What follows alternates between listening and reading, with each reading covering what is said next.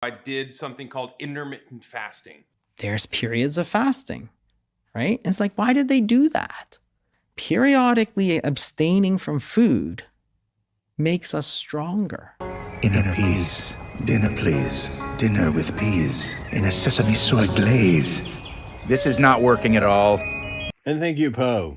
Hey guys, it's Will, coming back to you guys with this weight loss journal. So, did I meet goal 1 and get below 200 pounds? Drum roll. Yes, I did. Yes, I did. I hit 199.8 on just before Halloween. I don't remember exactly what day it was. So at that point, I had lost 7.6 pounds. Now, that still means I'm obese. So, let's let some of the air out of the balloon that we were trying to lift there. But I did hit my first goal. I got below 200 pounds. I was really excited about that. If you guys are just joining this video and you don't know what I'm talking about and how I lost that weight, please go back and watch the first video of this weight loss journal, because we kind of talked about all the things that didn't work for almost a year. And then I landed on something by Dr. Jason Fung that we're going to be talking more about today, intermittent fasting. So what works for me is I am doing the 16-hour intermittent fasting. It's been going pretty well. But I wanted to kind of focus in on the tips and tricks for this portion. I found this website, healthline.com, that talks about intermittent fasting, and it talks about a lot of the potential side effects, because I feel like that's where you can get into the tips and tricks. Is obviously this is a weight loss technique or tool, so there is going to be negatives to it, and so we have to find the tips and tricks to deal with the negatives so that we can continue having the positives. So as you can see here, it lists 9 of them. Honestly, I feel like a lot of them boil down to number 8 and number 9 there. But we'll do them in order. Number 1 that's always going to pop up that people worry about with fasting is being hungry. And yep, you get hungry. 100% you do. To the point that you can start to feel that nauseous feeling. You're so hungry, you're starting to feel sick. It's there. It gets better after a few days. If you can ride it out for the first week or so, it's gross. Your body kind of acclimates to it. However, if it hasn't acclimated to it, or if you're having a rough day, a couple of things that I'll tell you guys that I go to, I do still drink a lot of coffee. Tons of coffee. Black. I'm like a cowboy. I drink my coffee black. That's kind of my morning go-to. I still get up, I still have my coffee, I still put creamer in it. Some people say you can't put any sweetener, any creamer, but kind of if you listen to Jason Fong, like, you have to do this in a way that it feels sustainable. So I still have coffee. I still put creamer in it. I use Coffee Mate. It's sugar-free. Yes, it has a little bit of calories in it. So technically, do I quote break my fast? I don't remember. I feel like they say it's either 50 or 70 or at some point where you technically break the fast. I just try to put enough creamer in it that I still like the taste of it and I enjoy it, and I don't worry about it, right? Another thing you can go to is soft drinks, sugar-free soft drinks. You can get into the arguments about, are there carcinogens in the dark colored ones? You can get into all these different problems, right? But I do know that a sugar-free, even if it's got caffeine in it, soft drink, a lot of times will help me get over kind of a hunger spell. And then if you really need to just push into something more, have something that's really low sugar so you're not bumping that insulin too much. Have an egg, have a hard-boiled egg, have a handful of nuts, something like that will really kind of pack a punch, minimal calories, minimal sugar. So even if you technically quote break your fast, you pop back into your fast pretty quick, right? So you're still getting most of that 16 hours of value. The second one, headaches, lightheadedness.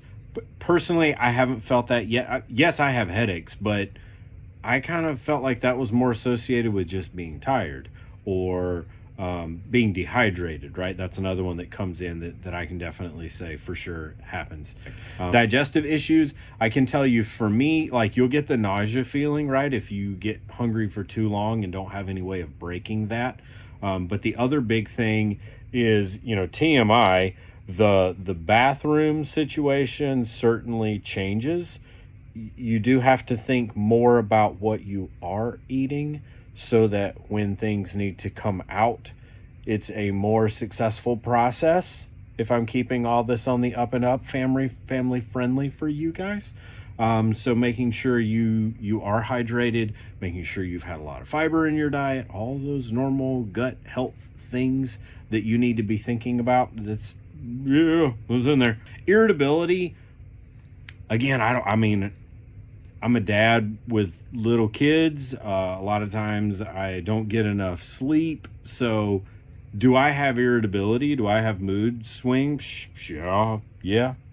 Is it related to fasting? Maybe not. I can't distinguish that, to tell you the truth, but it could pop up for sure. For some people, get that hangry going on in there. Fatigue, yes. I don't hit the wall that some people talk about with fasting, where they just feel like they just completely lost all their energy, maybe in those first few days, when your body's kind of going through that regulating process. But I will tell you, for me, like, it's one of those, like, if I try to get one of the kids to lay down and I lay down with them to try to get them to settle down, I cannot stay awake. Body goes into straight coma mode. And then it's almost impossible to get me to wake up for a period of time. You'll see it talks about sleep issues farther down here as well. I've gotten into this bad habit where I fall asleep really early. Like, I'm almost one of the earliest ones to fall asleep. And then I end up waking up in the middle of the night because I still have a lot of stuff to do, or I want to record for YouTube, or I need to do a lot of teaching. And then I'm up in the middle of the night for 4 or 5 hours, and then I go back to sleep for a few hours. So yeah, I can see that the fatigue kind of rolls into the sleep issues, and then that just kind of continues, right? And then you have mood swings because you didn't get enough of that, like, long-term REM sleep, that kind of thing. So yeah, for sure. I popped that one in there. Bad breath. Well, I didn't know that was on here. I will tell you the one thing, I actually didn't know this until I looked at I hadn't thought about it. I drink so much coffee. I feel like that's what I smell like. If I'm being honest, I have coffee breath. But another one of the kind of tips that I would give for the holding off hunger is I chew a lot of sugar-free gum. I really like Pure Brand, Trident, Orbit.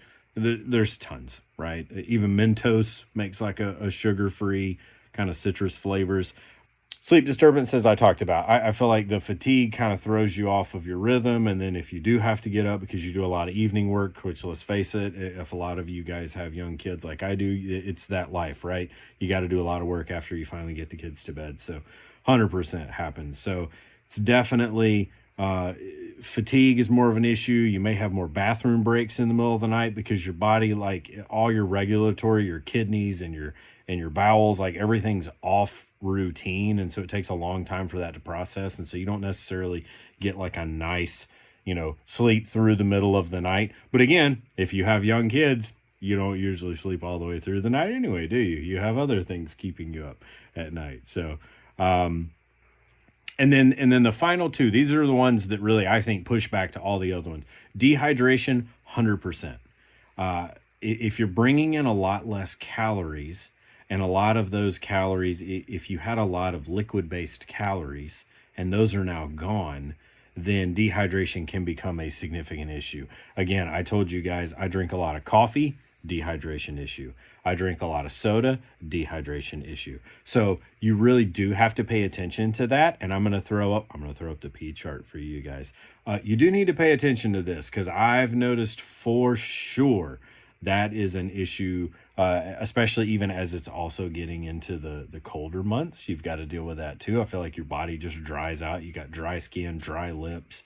Got to pay attention to that. And then maybe that will lessen the fatigue and the digestive issues and the headache issues if you're making sure you stay hydrated. And if you've got water in your stomach, then maybe that helps stave off the hunger things as well. So, and the final one is malnutrition. Again, so if you're having fatigue issues, if you're having digestive issues, it's probably because in those 8 hours, you're not really getting everything you need, right? All those macronutrients, you got to be able to get through all the different things. And I'll tell you, one of the challenges that I've been trying to work on and not doing a great job is the 30 or maybe even 40 different plants per week. I never again, because you have to track it. I wasn't good at tracking calories. I also wasn't good at tracking the plant products. The most I ever got up to was 18. And I know it's doable. I just didn't do a good job of making sure that I was recording it. So that's a big one. Obviously, make sure you get enough protein, make sure you get enough electrolytes, make sure you get enough water.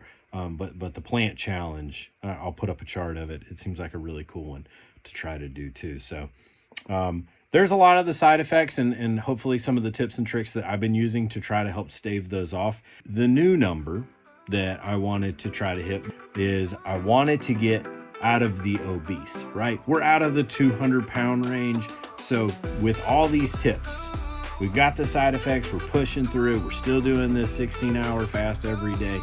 Can I get out of the obese category before Thanksgiving?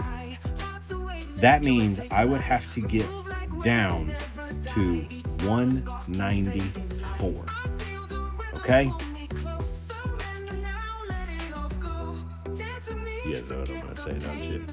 Tune in for the next one. I'll tell you guys how we did. Thank you guys so much. Please don't forget to like, share, subscribe. I'm really hoping if we can get up to 50 subscribers, I'm going to be really excited. I'm going to start trying to do some live stuff. And hopefully you guys can see a lot more videos coming up in the near future as teaching requirements are starting to go on break here. So thank you guys so much. Have a great day. Enjoying this journey.